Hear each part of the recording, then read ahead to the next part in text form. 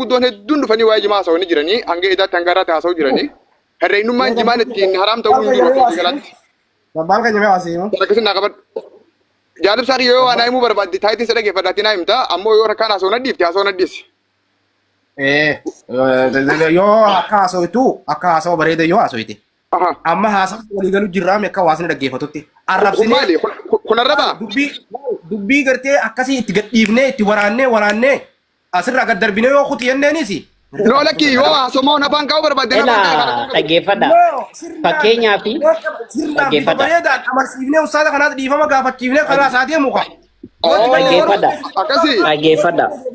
Dhaggeeffadha. Takkaana dhaggeeffadha. Ilaamani. Okay, si dhaggeeffanne. Jaalibsa. Atuuna arrabsitee taamanikoo maaliif ennaan? I don't care. Irra sirran kaawwadhu malee atuuna arrabsitee taasaa keessatti maaliif beektaa? Sun dadhabina mataa keedhaa jette. Yeroo akkas jettu maal beektaa ilaa dhaggeeffadhu. Maaliif beektaa? Ati dadhabaadha na jetteef dadhabaa ta'uu hin danda'an. Siif galee? Ati please fakkeenya seedhaa jirani. Ati danda'a jettee danda'a ta'uu hin danda'u. Maaliif nee? Ituun an keessa irratti gaaffii tokko si gaafadhe. Fakkeenyaaf doktora fayyaatiin na qorachiistee hormooniin na keessa hormoonii spermiin ana keessaati dhangala'u sun maal akka inni ta'e fakkeenyaan seedhaa jira. Doktorri fayyaa qoratee anoo kunoo kan doktorri fayyaa riisarchi godheyyuu wantoota 10 lafa kaa'anii jedheen sitti maa jira? Atoo akka jima'aan fedhii namaa irratti ana qofa irratti midhaan of qofa irratti hin dubbadhe inni sila atoo isa kana irratti qorannoo qabdaa abbaan koo akkasii haati koo akkasii malee ilaa dhaggeeffadhu dhalchuuni baay'atee fi dabbaal dhaggeeffadhu sitti dubartii duukaa fedhii wal qunnamtii saalaan danda'uu fi dhalchuu hin danda'uun tokko miti. Waay baay'ee differentii guddaa qaba kun. Maali kunooti yeroo ammaa addunyaan hin qaroomne jedhanii spermii dhiira keessaa fuudhanii dubartii keessaa fuudhanii jechuudha. Biyya Ameerikaa keessatti maal godhaa jiru? Argaan jiru safaraan lakkoofsa godhaan. Ela na dhaggeeffadhu. Spermii yeroo ammaa dhiira keessaa fuudhanii dubartii keessaa fuudhanii bakka tokkotti naqanii si galee achi keessatti akkuma hanqaaquu ilmoo wanni godhanii guddisan kana maashina keessatti akkasitti ilmi namaa kaallaqamaa jiraam. Uumamaa jiraam hin beektu. Ustaas na xumursiisi. Please na xumursiisa. Na xumursiisa dhaggeeffadhu. Eeywa kanaafi namni tokko dhashuu dhabuun dubartii duukaa wal qunnamtii saalaa yeroo dheeraa daqiiqaa 30 daqiiqaa 40 waliin godhee fi namni ilmoo godhata miti. Sana waliin godhuu dhabeef namni ilmoo godhata miti. Baay'ateef dhalan ta'uu jedha bara Oromoon yeroo makmaaku. Sini galee baay'ateef miti. Wanti inni dhala ta'u dubartii irraa jechuudha. Hatta wanni sun jechuudha. Sa'aatii 75 yookaan 74 hin taane taanaan spermiin sun yoo akka carraa ta'ee paantii faarratti hafe dhaqee wayaa dubartii dhaggeeffadha. Wayaa dubartii yoo tuqeeyyuu dhiirarraa jechuudha. Wanti sun akka inni ulfata hin beektanii? Waan saayitii irraa dubbatu hin beektanii? Just listen. Obsi.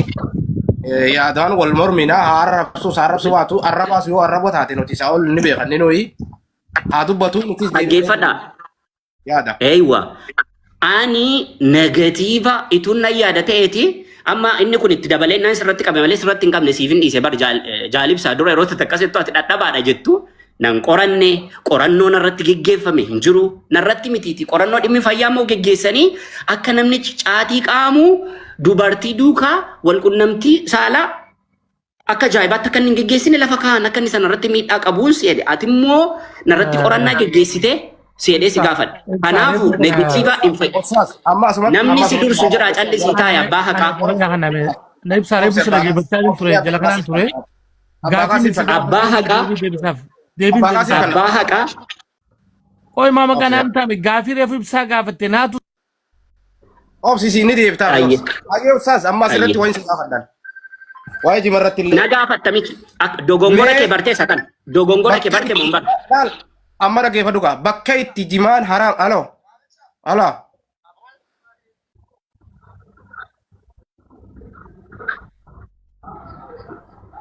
tole ayyee. Nadagaarta.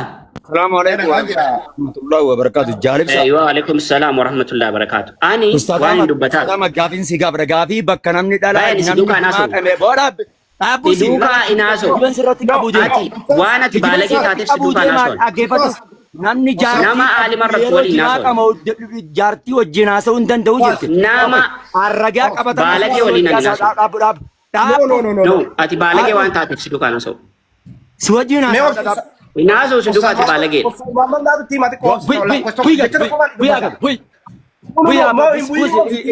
ibsa bus